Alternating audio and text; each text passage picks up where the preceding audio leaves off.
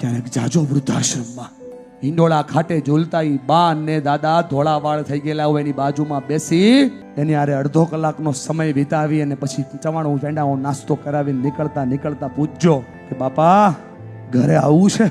તમને સંતાનોની કિંમત શું હોય એની સમજાઈ જાય ભલા મારા. ક્યારેક જાજો અનાથ આશ્રમમાં આવા ઢીંગલાઓ રમતા હોય ને એને 5 રૂપિયાની 25 રૂપિયાની ચોકલેટ ખવડાવજો, માથા ઉપર હાથ ફેરવજો અને પછી કહેજો કે બેટા ઘરે આવું છે? તમને મા બાપની કિંમત શું હોય એની સમજાઈ જાય. સાહેબ મકાન નથી કે રિનોવેટ થઈ જાય, મોબાઈલ નથી કે અપડેટ થઈ જાય, આ માવતર છે યાર. આ જેવા છે ને એવા જ રહેશે. સ્વીકારો તો મનોબળ વધી જાય, સ્વીકારો તો દુનિયા બની જાય. અત્યારે નથી ગમતું આપણને એનું હાઇજીન દોસ્તાર. એને ડાઇનિંગ પર ખાતા નથી આવડતું, એને દાળ ભાત બરાબર જમતા નથી આવડતું, સૂપ પીતા નથી આવડતું. આપણને થાય છી પોટે હાઇજીન. ભૂલી ગઈ? 2 વર્ષની હતી ને તને ચાવતા નહોતું આવડતું. પેલો ભાતનો દાણો ચાવીને મોઢામાં એણે મૂક્યો તો આ થતું નથી એટલે મનોબળ નબળા થઈ ગયા છે સાહેબ. ગોષ્ઠી થાય.